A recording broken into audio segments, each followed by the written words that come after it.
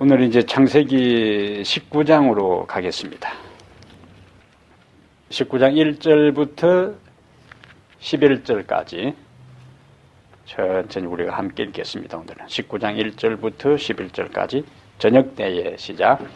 저녁때에 그 두 천사가 소돔에 이르니 마침 롯이 소돔 성문에 앉아 있다가 그들을 보고 일어나 영접하고 땅에 엎드려 절하며 이르되 내 주여 돌이켜 종의 집으로 들어와 발을 씻고 주무시고 일찍이 일어나 갈 길을 가소서.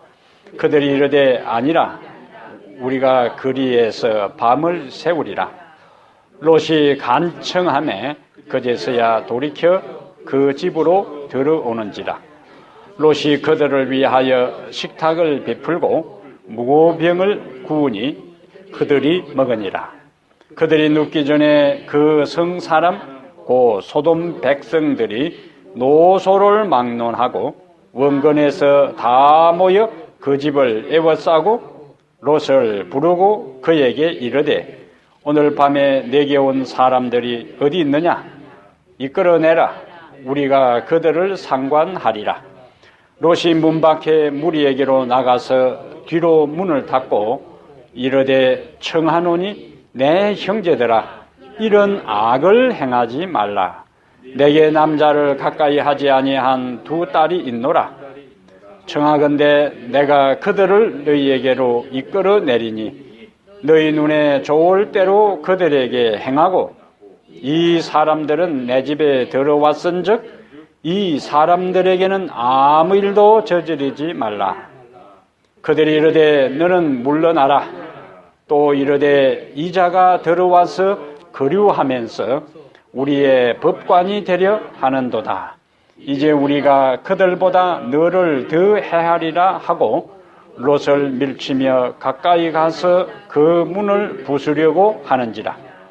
그 사람들이 손을 내밀어 롯을 집으로 끌어들이고 문을 닫고 문 밖에 무리를 대소를 막론하고 그 눈을 어둡게 하니 그들이 문을 찾느라고 헤매었더라. 아멘. 오늘 11절까지를 좀 하나하나 살펴보겠습니다. 롯의 가정은 처음에는 초장을 따라서 이동을 했잖아요. 그래서 처음부터 소돔성에 들어간 것이 아니고 소돔성이 보이는 그 근처까지 옮겼는데 나중에 13장 우리가 12절에 보니까 롯이 장막을 옮겨 소돔성으로 들어갔더라. 그렇게 나와요. 이제. 그런데 그 롯이 어디에 있냐면은 1절에 저녁 때에 그 두 천사가 소돔에 이르니 마침 롯이 어디에 있어요? 소돔 성문에 앉아 있다가 여기 성경 시대의 이 성문의 그 역할 그것을 이해해야 요 구절의 의미가 더 명확해집니다. 롯이 성문에 앉아 있는 이것은 유지들이 앉아 있는 거예요. 그냥 아무나 할 일 없는 사람들이 노인들이 나와서 앉아 있는 것이 아니고 성경 시대의 이 성문은 열왕기하 7장 1절하고 느헤미야 13장 19절에 보면은 시장이 열렸던 곳이고 그다음에 우리가 룻기서를 읽으면 룻기 4장 1절에 재판이 어디에서 펼쳐지는가? 성문에서 펼쳐지. 그리고 여기는 시장이 열리는 곳이고 또 재판이 그곳에서 베풀어지고 공적인 강고가 거기서 일어나고 아무나 성문 앞에 앉아 있는 것이 아니고 그 지역에 있어서 유지급 되는 사람들이 그 성문에 앉아 있을 수 있는 거예요. 고대 사회에.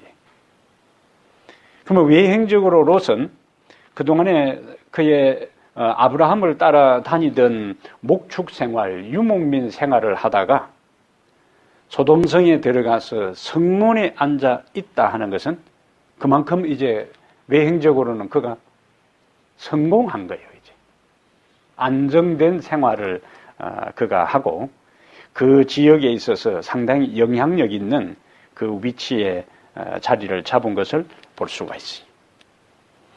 그런데 성문에 앉아 있다가 두 천사를 보고, 사람 모습으로 나타난 천사를 보고 일어나 영접하고 땅에 엎드려 절하매. 누구 모습하고 똑같아요? 아브라함 모습하고 똑같잖아요. 본대로 하는 거예요. 배운 대로.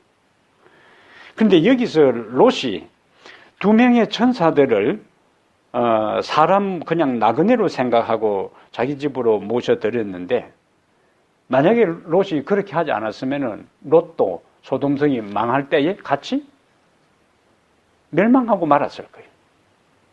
롯은 두 천사로 알고 한 것도 아니고, 두 천사를 대접해서 멸망을 면하려고 한 것도 아니고, 그냥 평소에 손님들을 대접하는 그 마음으로 대접한 거예요. 그런데 그것이 결국 자신을 살리는 일이 되었다는 겁니다. 그래서 부조선자 158페이지에는 그가 예전의 정신을 배양하지 않았더라면 나머지 소돔 사람들과 함께 멸망당하도록 내버려졌을 것이다. 그것은 우리의 신앙은, 우리의 구원은 어떤 특별한 큰 거창한 어떤 일을 통해서 하나님께서 우리의 삶에 관여하는 것이 아니고, 어쩌면 사소하고 하찮고 그냥 예사로 생각하기 쉬운, 그냥 건너뛰기 쉬운 그러한 작은 일을 우리가 신앙적 가치를 가지고 하나님께서 성경을 통해서 우리에게 가르치신 그 가르침을 따라서 할 때에 그것이 우리의 인생에 하나님께서는 굉장히 큰 축복으로 만들어 주신다는 것을 우리에게 말씀해 주고 있는 거예요. 예? 나그네 두 사람 대접하려고 했던 그 순수하고 단순한 그 마음이 결국에 롯의 생명을 구원하는 일로 하나님께서 사용하셨다는 거예요. 그러므로 신앙인에게 있어서는 이 세상에서 성경의 진리와 어긋나지 않는 일들은 이 세상에 작은 일도 없고 별 볼 일 없는 일도 없고 하찮은 일도 없고 모든 것이 다 우리의 정성과 관심과 사랑을 쏟고 신실하게 해야 할 일이라는 거예요. 그래서 바울은 여러 곳에서 종들에게 있어서는 그 하는 일들을 하나님의 일을 하는 것처럼 하라, 그렇게 한 거죠. 하나님의 일을 하는 것처럼. 요 뒤에 성경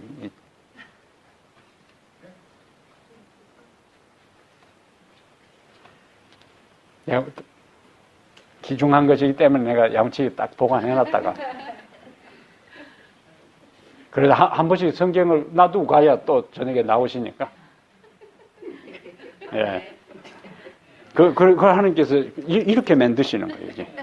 성경을 깜빡하고 간 것이 결국에 오늘 저녁에 와서 예배 드리도록 만들잖아요. 하나님의 백성들에게는 하찮은 일이 없다. 무슨 일을 하든지 하나님께 하듯이, 하나님의 일을 하듯이 하는 그런 마음가짐을 가진 사람은 이 세상에 성공 안 할 수가 없어요. 이 세상에 인정받지 않을 수가 없습니다. 그런 사람은 두 낯선 나그네, 행로에 지친 나그네, 아이고 이 더운 동네에서 땡볕에 얼마나 힘들었을까. 그냥 그 마음으로 두 낯선 행인을 집으로 모셔드린 것이 그 가정을 구원하는 일로 하나님께서 삼으셨다면, 우리가 다른 사람을 만나는 한 사람 한 사람 만나는 것을 작은 예수를 만나는 마음으로. 그래서 마태복음 25장에 이 지극히 작은 자 하나에게 한 것이 곧 내게 한 것이니라. 그러니까 사람을 만나서 우리가 어떻게 대하느냐 하는 그것은 보이지 않는 하나님에 대해서 우리가 어떤 마음을 갖느냐 하는 것은 보이는 내가 날마다 만나고 접하는 사람에 대해서 내가 어떤 관계를 맺고 어떻게 그 사람을 존경하고 사랑하고 섬기느냐 하는 것은 보이지 않는 하나님에 대한 우리의 마음을 표현하는 것이라는 거예요. 그래서 요한은 보이는 형제를 사랑하지 않으면서 어떻게 보이지 않는 하나님을 사랑할 수 있느냐. 그래서 보이는 형제를 사랑함으로 사망에서 생명으로 옮겼다. 그렇게. 그래서 우리가 신앙생활을 하면서요, 우리가 참 깊이 생각해야 될 문제가 있는데, 교회에서 우리가 먼 데 있는 사람에게는 상처를 잘 안 받아요. 예? 김정은이 때문에 여러분 상처받는 거 있습니까? 뭐 미사일을 쏜다고 해도 그것 때문에 상처받는 거 없어요. 그런데 가장 가까운 사람에게 우리는 상처를 받아요. 그리고 가끔 만나는 사람은 또 상처를 잘 받지 않습니다. 자주 만나는 사람, 함께 얼굴을 맞대고 지나고 공동체 안에서 지날 때에 우리가 섭섭한 일들이 있을 수 있어요. 그러면 성경의 가르침은 살다 보면은 신앙생활을 하고 예수를 믿고 성경을 배우고 하나님께 예배를 드리는 사람이라 할지라도 인간 자체가 불완전한 존재잖아요. 인간 자체가 허물이 있고 약점이 있고 결점이 있기 때문에 내가 다른 사람에게 잘못할 수도 있고 다른 사람이 나에게 잘못할 수도 있어요. 나는 다 잘하는데 다른 사람은 나에게 잘못하는 게 아니고 나도 다른 사람에게 실수할 수 있고 그 사람도 나에게 실수할 수 있고 내가 다른 사람에게 기분 나쁘게 할 수도 있고 다른 사람이 나를 기분 나쁘게 할 수도 있어요. 그럼 성경의 가르침은 뭐냐? 해결하고 살아가라는 거예요. 해결하고. 예? 그것을 연습하고 훈련하고 배우는 것이 교회입니다. 교회. 근데 신앙생활을 오래 하면서도 누가 좀 보기 싫으면 그냥 교회를 옮겨버리고 다른 데 간다면은 그건 성경적으로 아무 의미가 없는 거예요. 해결해야 돼, 여기서. 해결해야 돼. 예?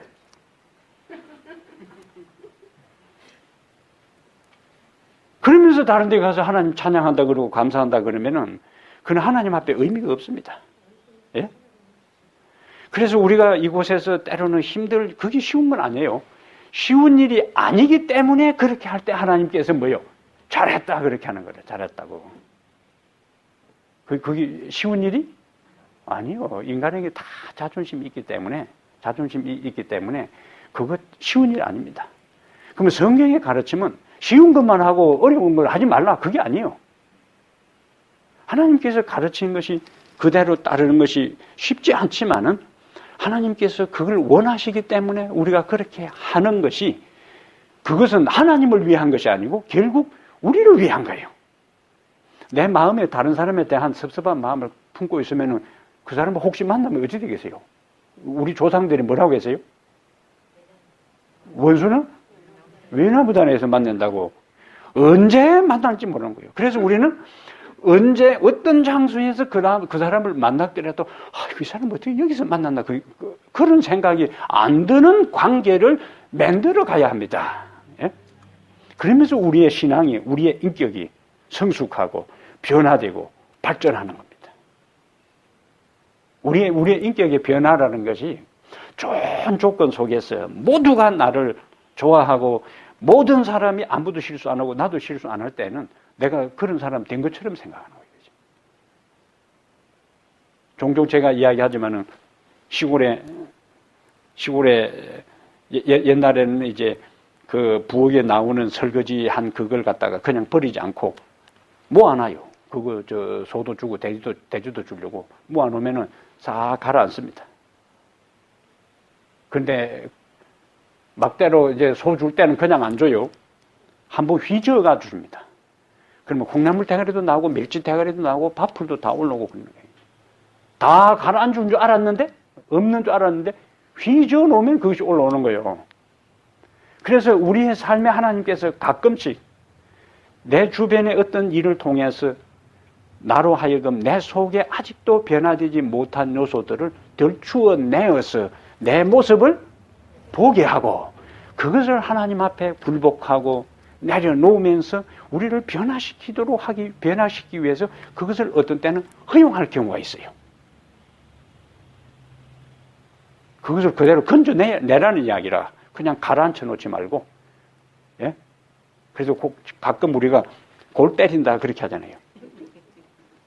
여기서 이렇게 확 올라서 여기까지 올라가는 거예요. 그래서 야, 골 때린다 하는 일들이 우리 인생 삶 가운데 골 때리는 일들이 있어요. 그러한 것들을 통해서 아직도 내가 한계가 있는 존재구나 하는 것을 깨닫고 더 하나님을 바라보고 더 하나님의 사랑을 묵상하고 더 하나님의 사랑에 굴복하도록 하기 위해 우리의 삶 속에서 이런저런 일들이 일어나는 것을 하나님께서 허용하신다는 거예요. 우리의 변화, 품성 변화라는 것이 하루아침에 되는 게 아닙니다. 예? 평생의 사업이라 그랬어요. 평생의 사업이다. 이만큼 됐다 싶으면 또 저만치 더 가야 되는 거예요.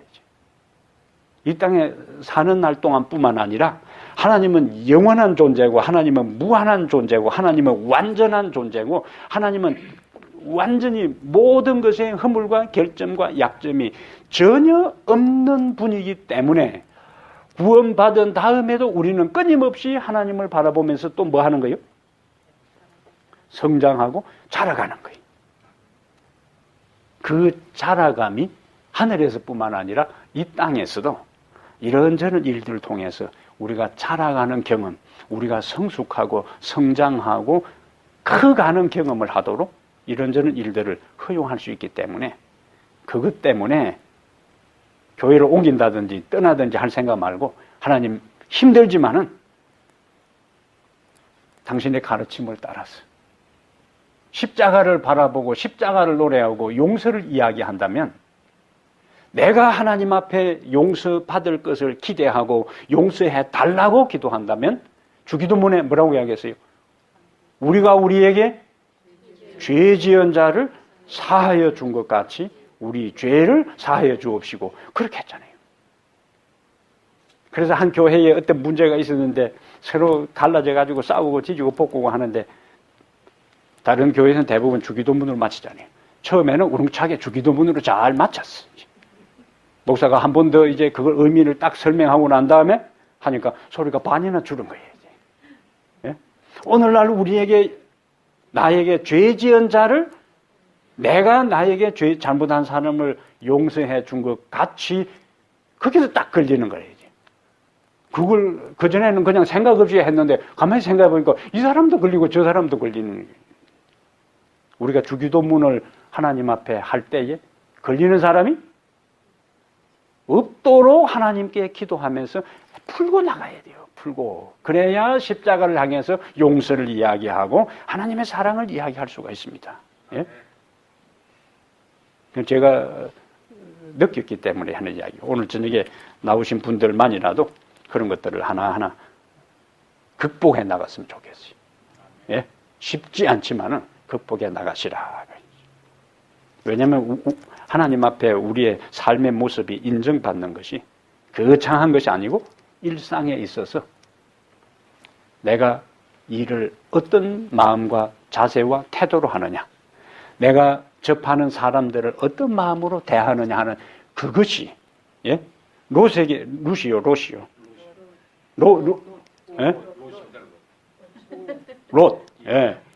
롯에게 있어서 그 피곤한 행로에 지친 나그네를 정성을 다해서 절을 해가면서 우리 집에 와서 주무시고 갈 길을 가소서 했던 그 마음을 하나님께서 헤아리셔서 그 가정을 구원하는 멸망에서 살릴 수 있는 것으로 하나님께서 만들어 주신 것처럼 내게 잘못하고 실수한 사람을 주님의 마음으로 십자가의 정신으로 이해하고 용서하고 사랑할 때 하나님은 그것을 똑같이 기억하시고 갚아주신다는 거예요. 예? 그래서 우리가 깊이 생각할 필요가 있습니다. 그래서 누가복음 16장 10절에 지극히 작은 것에 충성된 자는 큰 것에도 충성되고 예? 그것은 예수님께서 이 지극히 작은 자 하나에게 한 것이 곧 나에게 한 것이니라. 그래서 우리가 매일매일 만나고 접하고 관계를 맺고 교제하는 그 사람들을 어떤 마음으로 대하느냐 하는 것을 예수님은 그 사람과의 관계로 끝나는 것이 아니고 누구의 것으로 자기를 어떻게 대했느냐 하는 것으로 그걸 가지고 평가한다는 거예요. 실제적으로 예수님이 오신다면 우리가 함부로 안 하죠. 그러나 예수님하고 같지 않은 다른 사람에 대해서는 우리가 함부로 하는데 그것이 그 사람의 진짜 인격이라는 거라. 그것이 그 사람의 진짜 인격. 그래서 우리가 고대 우리 한국 이야기나 서양 이야기 가운데 왕들이 가끔씩 변장해가지고, 예? 변장해가지고 아주 피곤해 지친 사람으로 변장해가지고 민심을 살피러 다닌 이야기들이 많이 있잖아요. 근데 방 한 칸 있는 그 집에서, 예? 식구들도 먹을 것도 없는 데서 왕이 그 배고픈 거지의 모습으로 초라한 행색으로 왔을 때에 그 사람을 대접하고 먹였을 때에 나중에 황금 선물이 오게 되고 왕궁에 초대받는 그러한 것들은 초라한 그 행색, 왕이라고 하면 사람들이 누구나 다 어떻게 할 수 있어요? 다 할 수 있지요, 다. 아, 이 집에 오늘 내가 밥을 한 끼 먹어야 되겠는데 하면은 빚을 내서라도 다 할 수가 있죠. 예? 누구나 그걸 다 할 수 있는 거예요.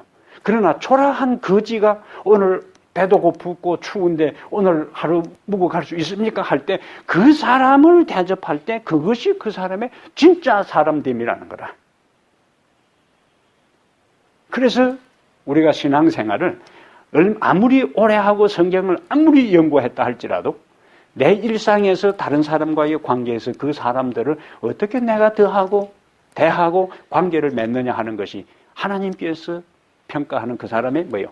진짜 모습이라는 걸 우리가 항상 생각할 필요가 있어요. 그래서, 예?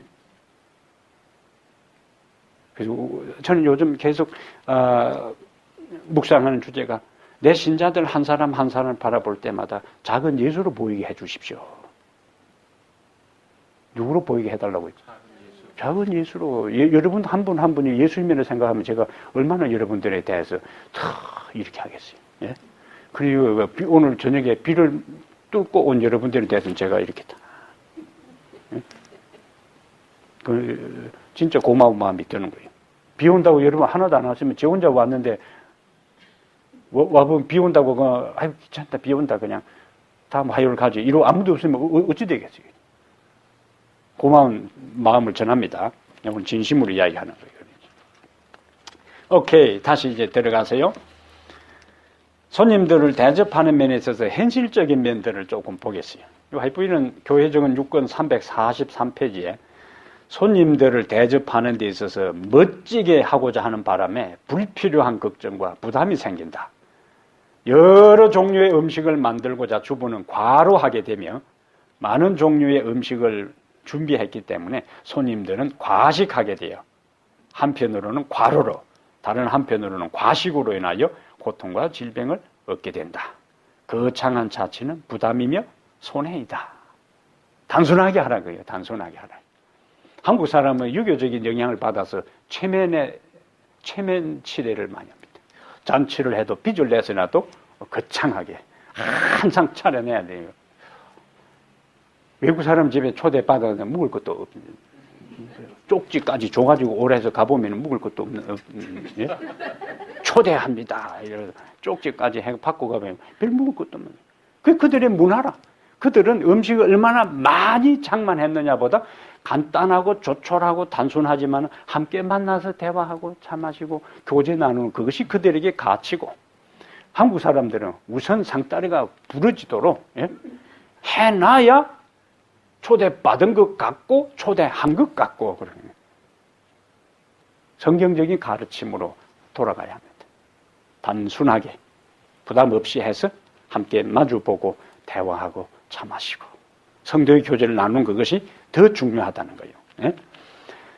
그래서 교회정 6권 344페이지에는 그리스도께서는 그분을 위하여 대접하는 데 소요된 모든 경비를 계산하고 계신다.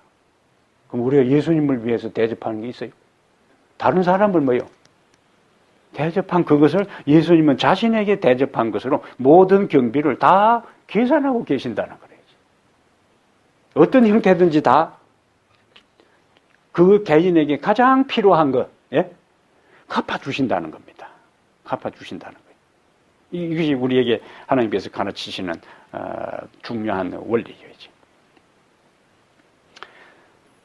그리스도를 위하여 자기 형제들을 대접하는 자들은 손님들과 자기 자신에게 그 방문이 유익하게 되도록 최선을 다함으로 특별한 축복을 받는 일에 합당하다고 하늘에 기록된다. 우리가 다른 사람에 대해서 정성을 다해서 대접한 그것을 하늘에 기록된다. 하나님께서는 지난번 우리가 아브라함 이야기를 우리가 살핀 것처럼 하나님께서 아브라함이 하나님과 두 천사를 대접한 것에 대해서 하나님께서 밥값을 독톡이 하셨죠.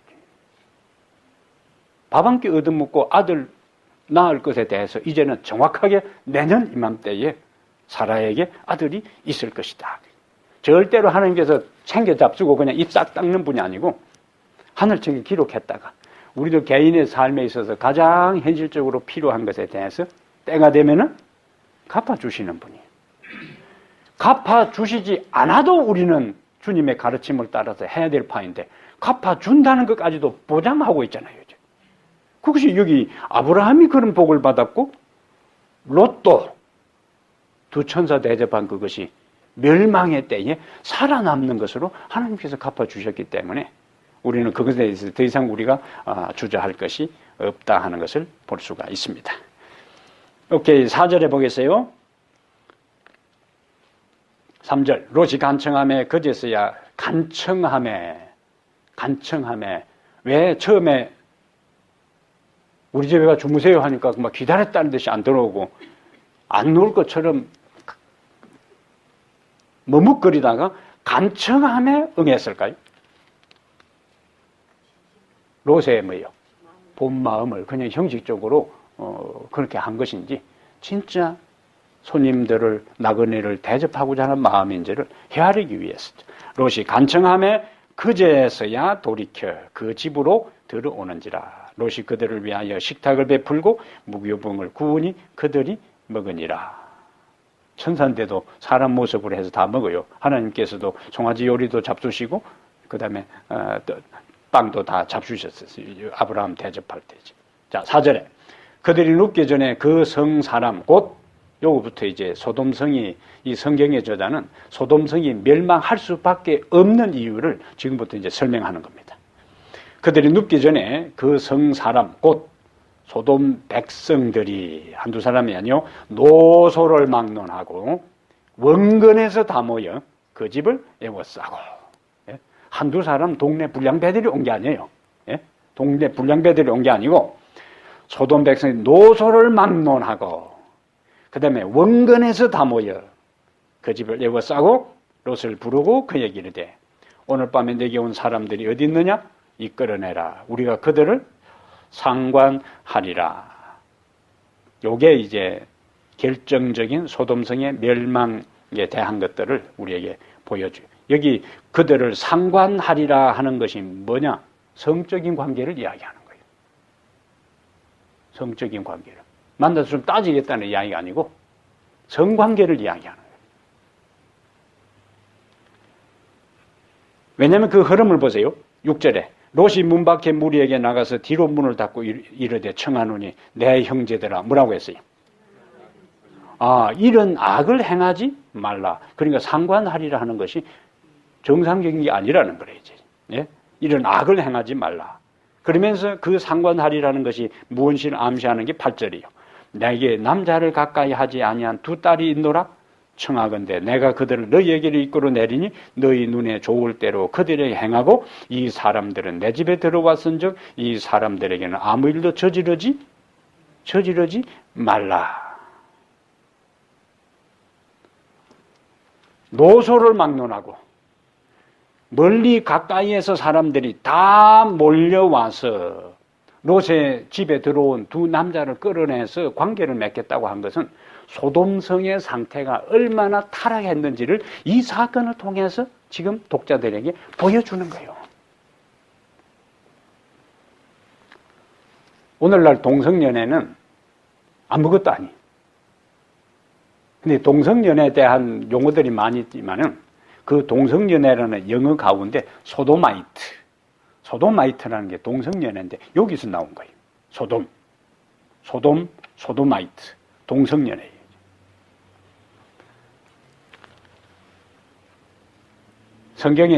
성경에 이걸 좀 보고 우리가 이 교훈들을 좀 보겠어요. 레위기 18장.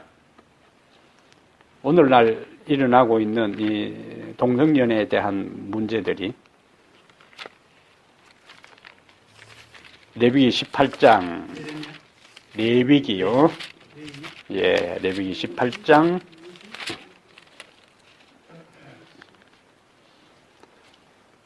모세를 통해서 하나님께서 아주 단호하게 그것을 금지시켰어요. 레위기 18장 22절에 너는 여자와 동침함 같이 남자와 동침하지 말라. 이는 가정한 일이라. 그러면서 24절에 너희는 이 모든 일로 스스로 더럽히지 말라. 내가 너희 앞에서 쫓아내는 족속들이 이 모든 일로 말미암아 더러워졌고 그 땅도 더러워졌으므로 내가 그 악으로 말미암아 벌하고 그 땅도 스스로 그 주민을 토하여 내느니라. 이 가나안 족속에 대한 이야기. 이스라엘 백성들이 이제 앞으로 가나안 땅을 들어갈 거예요. 근데 그 24절에 너희는 이 모든 일이 뭐냐면은 그 23절에 나오는 짐승하고 교접하는 그런 수간에 대한 문제하고 22절에 나오는 동성연애에 대한 이러한 문제들로 인해 스스로 뭐 하지 말라고. 더럽히지 말라. 그러면서 나온 게 뭐냐면은 내가 너희 앞에서 쫓아내는 족속들이 이 모든 일로 말미암아 더러워졌고 가나안 부족들에게 있어서 이것이 횡행하는 죄였다는 거예요. 가나안 부족들에게. 그 다음에 20장요. 레위 20장 13절에 하나님께서 모세를 통해서 아주 강력하게 말씀을 하시. 누구든지 여인과 동침하듯 남자와 동침하면 둘 다 가정한 일을 행함인즉 반드시 죽일지니 자기의 피가 자기에게로 돌아가리라. 아주 무서운 경고를 하나님께서 하고 있습니다. 그 다음에 23절, 20장 23절 똑같이 이제 다시 반복돼요. 너희는 내가 너희 앞에서 쫓아내는 족속의 풍속을 따르지 말라. 그들이 이 모든 일을 행함으로 내가 그들을 가정히 여기노라. 가나안 족속들을 하나님께서 멸망시키고 쫓아낸 이유 중에 여러 가지가 있지만 그 중에 하나가 이것이다. 근데 그 일들을 지금 누가 하고 있어요? 소돔성에 있는 사람들이죠. 근데 그것으로 끝나지 않아요. 신학시대에 와서 로마서, 지금 우리가 로마서를 배우고 있는데 로마서 1장 가보겠어요. 로마서 1장에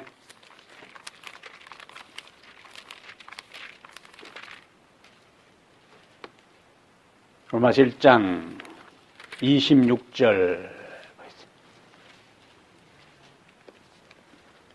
26절에 로마서 1장 26절에 이 때문에 하나님께서 그들을 부끄러운 욕심에 내버려 두셨으니 곧 그들의 여자들도 순리대로 쓸 것을 바꾸어 영리로 쓰며 그와 같이 남자들도 순리대로 여자 쓰기를 버리고 서로 향하여 음욕이 불리듯 하며 남자가 남자와 더불어 부끄러운 일을 행하여 그들의 그릇 때문에 상당한 보응을 그들 자신이 받았느니라.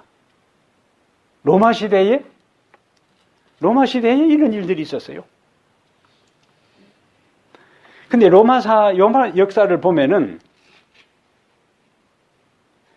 기독교가 동성결혼, 동성이 같이 사는 것들이 기독교가 퍼지기 전에 그리스, 로마, 심지어 페르시아 이런데 동성끼리 사는 일들이 아주 많이 있었어요. 오늘날만 그런 일들이 있었던 것이 아니고 그리스 역사를 보면은 유명한 그 알렉산더 장군이 알렉산더는 정식으로 자기 와이프가 있었지만은 미남 내시 바고아스라는 그 페르시아를 정복하면서 페르시아 왕궁에 있던 미남 내시 황관이었던 바고아스라는 사람을 그 다음부터 데리고 다니면서 전쟁에 가는 곳마다 데리고 다니면서 항상 침실에 데리고 다니고 있었던 것이 이 알렉산더의 이야기 가운데 남아있어요. 알렉산더는 동성연애자였어요. 그다음에 로마 시대에는요. 로마 시대에 그 그리스도인들을 사도행전 배경에 등장하는 이 네로 황제가 로마 역사에 있어서 정식으로 남자와 결혼식을 올린 최초의 황제입니다. 정식으로 결혼식을 올렸어요. 피로연도 하고 완전히 결혼식을 올렸던 거예요. 이 네로 황제가. 아주 괴짜지. 2명의 남자하고 결혼을 합니다. 그래서 피타고라스라 하는 사람하고 나중에 이제 스포루스라는 사람하고 결혼을 하는데 이 로마 역사에 그대로 남아있는 거예요. 아주 개팍실한 사람. 중세시대도 마찬가지. 그럼 현대에 있어서 1989년에 덴마크에서 최초로 동성 간의 결혼을 허용하고 네덜란드가 이제 합법화하면서 우리가 사는 이 미국 2016년 4월 1일에 영국에서 그리고 미국에서는 2015년 6월 26일에 동성 간의 결혼을 합법적으로 허용합니다. 그럼 우리는 성경적으로 이러한 현상들을 고대에는 그리스도 있었고 로마에도 황제가 공공연하게 정식으로 남자하고 결혼식을 하고 그 왕궁에서 피로형까지 하는 그런 일들은 그 시대로 하더라도 네덜란드는 기독교 국가였어요. 유명한 신학교들이 그 네덜란드에 많이 있습니다. 아주 그 고대 중세 시대를 거쳐서 유명한 대학 신학 네덜란드입니다. 근데 그곳에서 현대에 들어와 가지고 제일 먼저 동성 결혼을 합법화하는 일이 일어났어요. 지금 전 세계적으로 약 20개 나라에서 동성 결혼을 합법적으로 인정하는데 우리가 사는 미국까지도 그것이 대법원에서 공식적으로 인정되고 그다음에 입양하고 두 사람이 살아도 직업이 없으면은 부부라 인정해주는 일들이 일어난다. 에덴 동산에서 인간이 범죄한 다음에 에덴 동산에서 인간이 나온 다음에 가지고 나온 두 가지 중요한 제도가 있는데 하나는 안식일 제도고 하나는 가정 제도입니다. 그러면 역사를 통해서 사단이 안식일을 공격했어요. 마지막 에덴 동산에 남아있는 중요한 게 뭐냐? 가정제도예요. 근데 그 가정제도를 사단은 역사의 흐름을 통해서 파괴시키고 있는 겁니다. 남자 둘이 살면서, 아이들을 입양해요. 그럼 그 아이는 누가 아버지고 누가 어머니요? 예?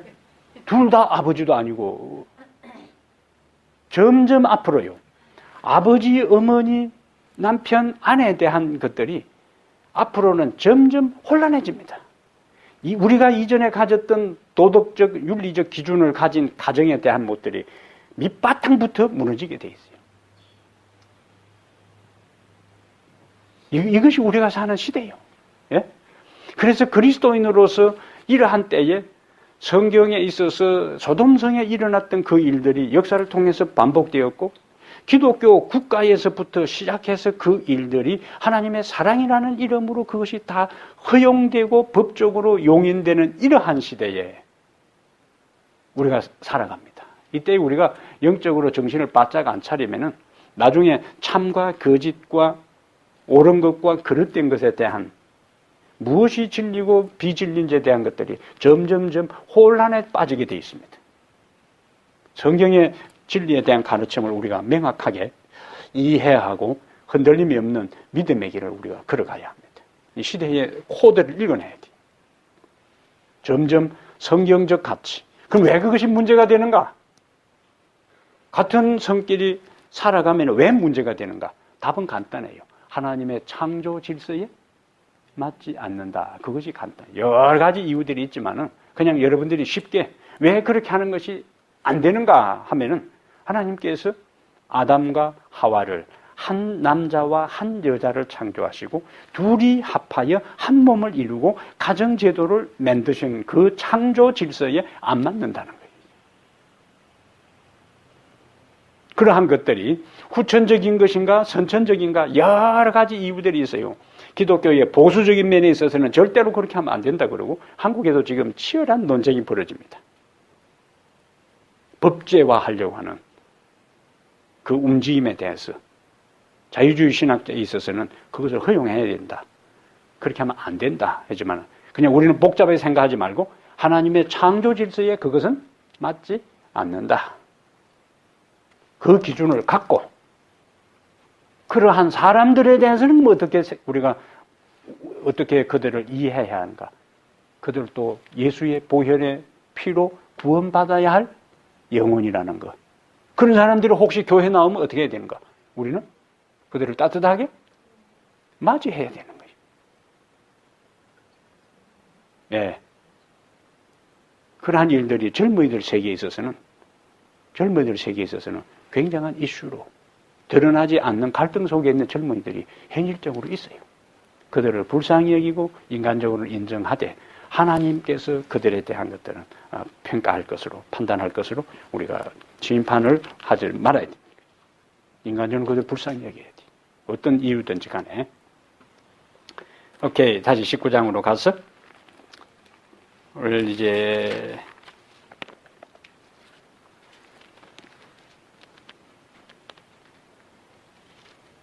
19장 9절에 다시 가세요. 그들이 이르되 너는 물러나라. 또 이르되 이자가 들어와서 거류하면서 우리의 법관이 되려 하는도다. 이제 우리가 그들보다 너를 더 해하리라 하고 롯을 밀치며 가까이 가서 그 문을 부수려고 하는지라.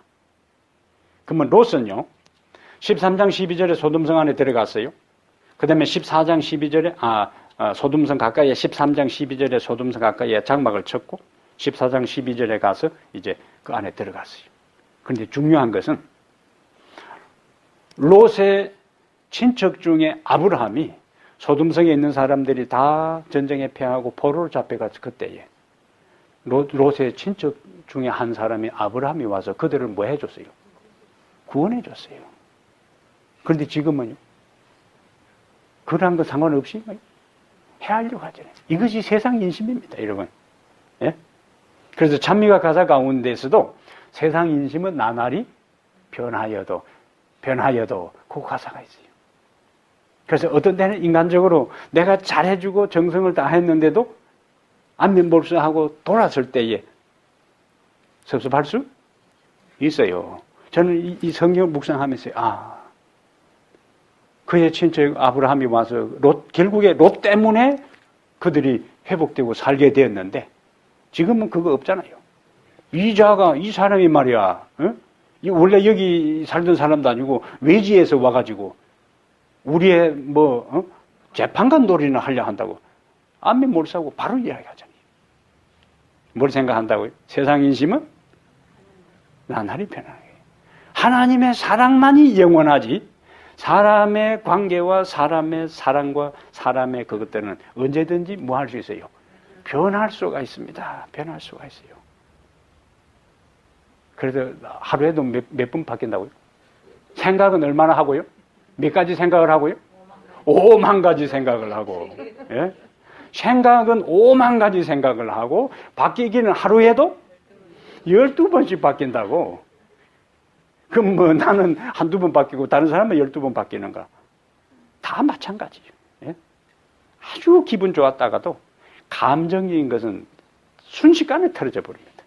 그래서 인간은 이성적인 면에 의해서 지배받고 살아가는 것보다 감정적인 면에 의해서 많이 지배를 받아요. 이게 우리의 한계입니다. 근데 그 사람의 성숙한 것, 그 사람의 믿음 안에서 깊은 경지에 이르고 성숙한 것은 그 감정적인 그것들보다 이성적인 면에 옳은 것을 따라서 얼마만큼 그가 하느냐가 그 사람이 얼마만큼 성숙했느냐 하는 인격적인 깊이를 드러내는데 여러분이 저는 그 정도가 얕아가지고 쫄쫄쫄쫄 흘러가다 보니까 조금 건드리면 뒤집어져 버리는 상황들이 나타나잖아요. 근데 내가 뭔 이야기 하다 그랬어요? 5만 가지 생각을. 세상 인심은 나날이 변한다. 그러니까 여기도 롯 때문에 그들이 살게 되었는데도 롯을 거부하고 롯이 손님 대접하는 그것을 끌어내서 자기들의 욕망을 채우려고 하는 이러한 모습들이 우리가 인생을 살아갈 때에 우리가 정성을 다하고 좋은 관계를 맺었던 사람들이 하루아침에 등지고 떠날 때에 너무 섭섭하게 생각하지 말고 세상 인심은 나날이 바뀔 수 있지만은 주의 사랑과 주님의 관심과 주님께서 우리를 인도하시는 것은 영원히 불변하기 때문에 바라보고 붙잡고 그 다음에 의지할 분은 주님밖에 없다. 그것을 우리가 다시 한번 확인하는 기회로 삼을 필요가 있습니다. 한 10분 동안 천사들의 역할을 오늘부터 한 2시간 천사학을 좀 공부를 하겠어요. 천사학을.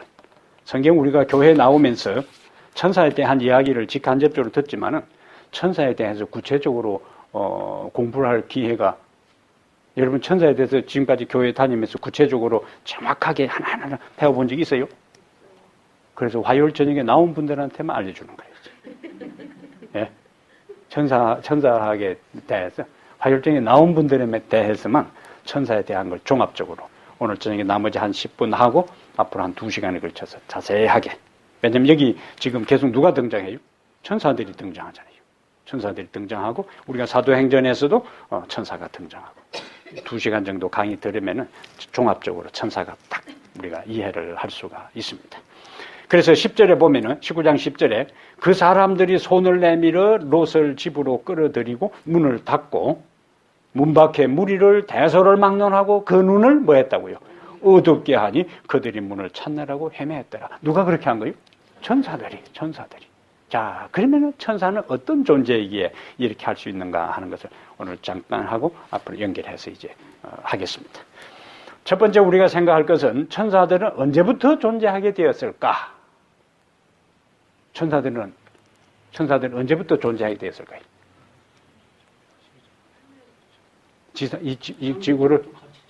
이 지구를 창조하기 전부터. 그럼 우리는 항상 우리의 이해, 우리의 모든 깨달음의 근거는 성경이 돼야 되는데, 자, 천사는 언제부터 존재해야 됐는가? 지구를 창조하기 전부터입니다. 그럼 그것을 어디에서 찾아야 된다고요? 성경에서 찾아야 되는 거예요. 우리의 모든 논정, 우리의 이야기는 우리 생각이나 다른 어떤 것이 아니고 성경에서 그것을 찾아야 되는 거예요. 자, 욥기 38장 가보겠어요.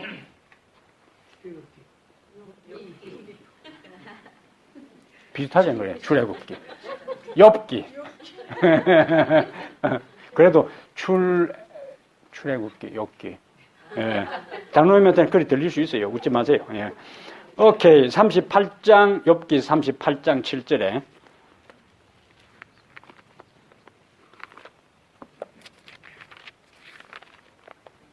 장로이면서 뒤에 보세요. 여러분들도. 자, 38장 7절에. 뭐가 나옵니까? 예, 뭐라고 했어요?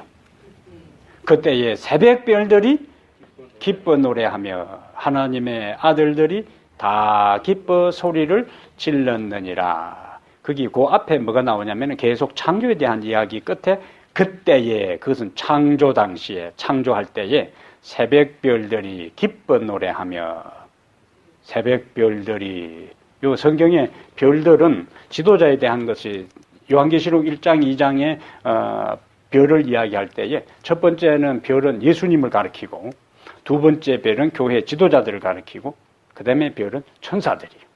그럼 곧 크리스마스가 오는데 예수님의 탄생한 베들레헴 상공에 별들이 나타나는데 그것은 실제적인 별이 아니고 천사의 무리였어요. 왜냐하면 별이 계속 움직일 수가 없잖아요. 그럼 밤에만 이동할 수 있는 그건 천사의 무리였어요. 그래서 천사들은 지구가 창조되기 전에 벌써 존재하고 있었습니다. 그래서 여기 별들이 노래하며 그 천사들을 가리키는 거예요. 그러면 그 천사들을 누가 창조했는가? 골로새 1장 가보겠습니다. 골로새 1장. 골로새서 1장.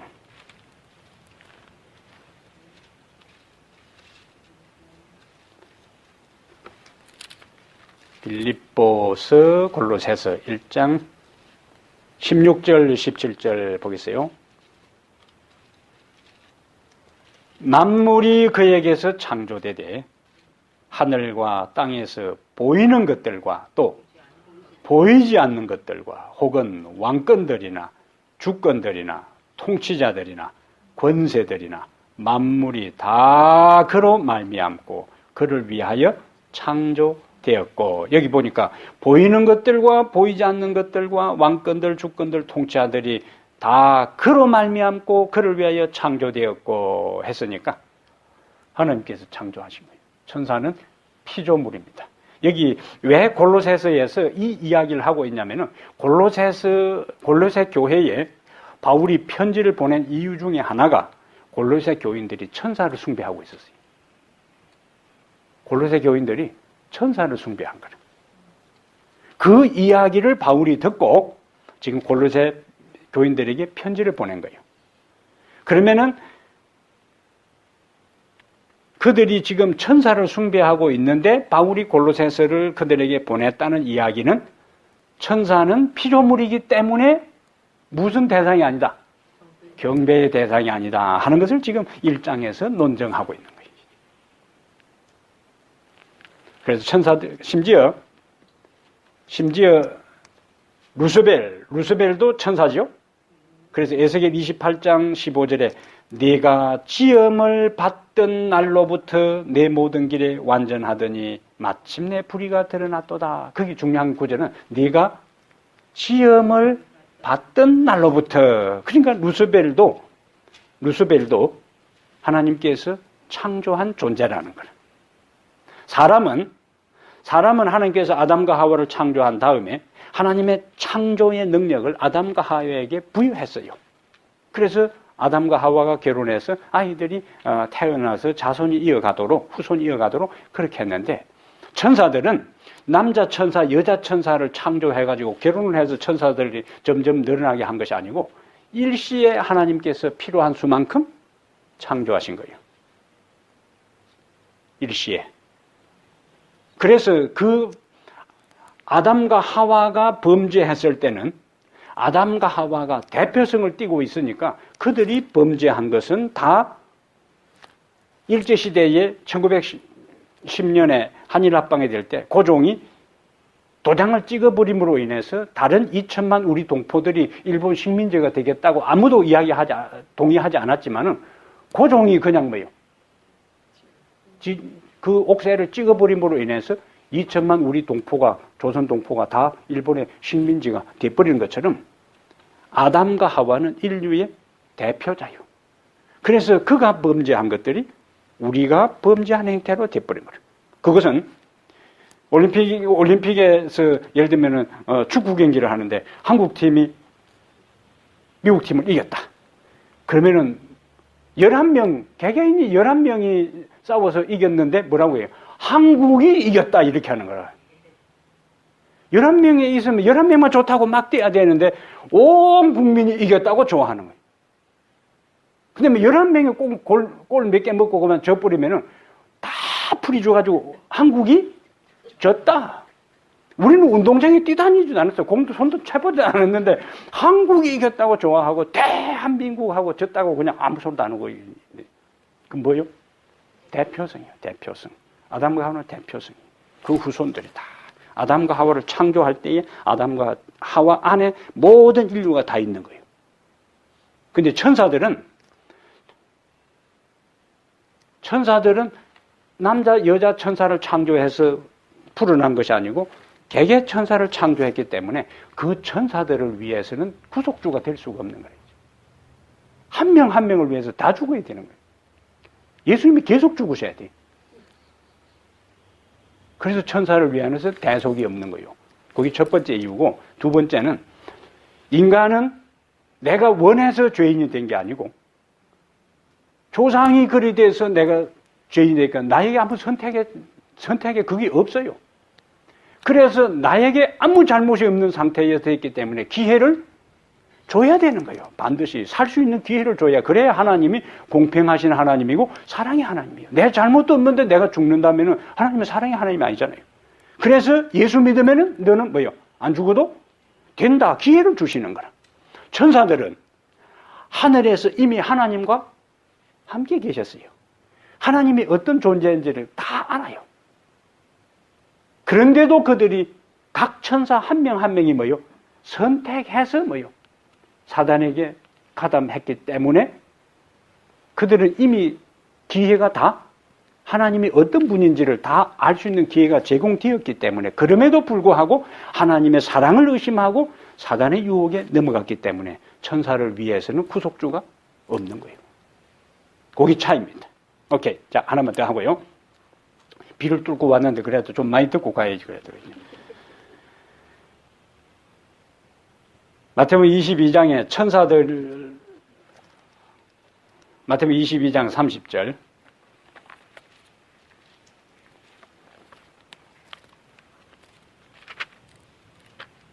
마태복음 22장 30절에 하늘에서 천사들이 결혼하는 일들, 하늘에 가서 결혼하는 일들이 있는가? 30절 보면은 부활 때에는 장가도 아니가고 시집도 아니가고 하늘에 있는 천사들과 같으니라. 그러니까 천사들은 시집장가 가는 게 없다는 거예요. 그거는 이 지구상에 사는 사람들에게 있어서만은 성이라는 것이 남성, 여성이라는 것이 구분이 있는 것이 신의 영역에 있어서는 그 성이라는 구분이 없는 거예요. 성이라는 구분이 없습니다. 이 세상에 사는 사람들에게 생명을 전수하는 원리에서 남성과 여성, 남자와 여자, 암컷, 수컷이라는 성의 구분을 통해서 생명이 이어가도록 하나님께서 특별하게 섭리하신 것이지 천사에게 있어서는 한 번에 하나님께서 창조했기 때문에 그것이 있을 필요가 없는 겁니다. 그것이 이제 여기 이유요. 인간과 비교해서 한 구절만 더요. 시편 8편 5절에 인간과 비교해서 천사의 존재에 대한 것들을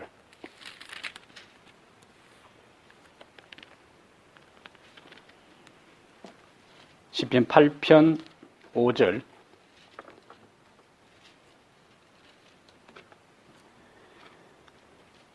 4절부터요. 사람이 무엇이기에 주께서 그를 생각하시며 인자가 무엇이기에 주께서 그를 돌보시나이까. 그를 하나님보다 그 밑에 표시가 되어 있죠. 밑에 다른 번역에는 천사 그거예요.